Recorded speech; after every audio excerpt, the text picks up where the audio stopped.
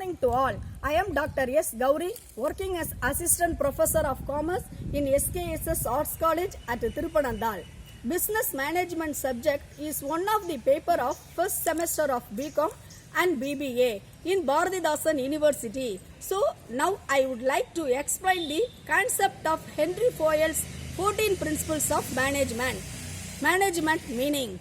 Management involves planning, organizing work, coordinating the activities of different departments, providing directions through leadership and ensuring control.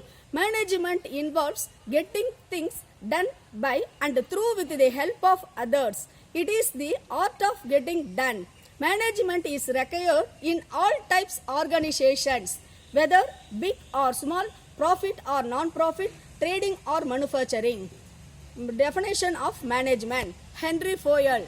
To manage is to forecast and to plan, to organize, to command, to coordinate and to control.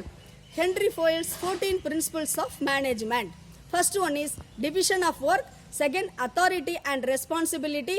Third, discipline. Fourth, unity of command. Fifth, unity of direction. Sixth, subordination of individual interest to group interest. 7. Remuneration of personnel. 8. Centralization. 9. Scholar chain. 10th. Order. 11. Equity. 12. Stability of tenure. 13. Initiative. And 14. Esprit de corps. First one is division of work.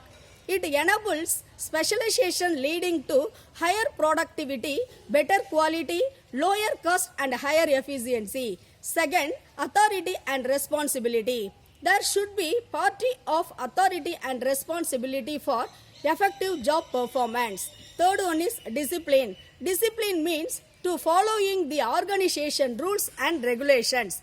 It is an essential requirement for productivity and better performance. Fourth, unity of command. A subordinate should receive instruction from only one superior. Unity of command ensures discipline, stability and fixing of responsibility. If a subordinate receives instruction from more than one superior, it would lead to confusion. Fifth one is unity of direction. Each group of activities with the some objective should have one head and one plan. Unity of direction would help in better coordination. Sixth one is subordination of individual interest or group interest. Common interest is superior to individual interest. The organizational interest is supreme. Seventh one is remuneration of personnel. Remuneration should be fair and based on effort. It should satisfy and motivate employees to increased levels of performance. Eighth one is centralization. The decision with regard to centralization or decentralization is based on the organization. The model which would give the best result should be adopted. Ninth one is scholar chain. Scholar chain denotes the flow of authority and communication step by step the top management to the lowest level. There should be clear line of authority from top to bottom. Communication should flow through each positive along this scholar chain. And 10th, order. Order means a place for everything and everything in its place. The workers and material should be of the right time and the right place. 11th one is equity. Equity refers to the blend of justice and kindness. The organization should act in an impartial manner. Superior need to act in a fair and human manner towards their subordinates. Equity would build a sense of loyalty towards the organization. 12th one is stability of tenure. There should be reasonable job security. Employees need time to settle down, learn the job and perform better.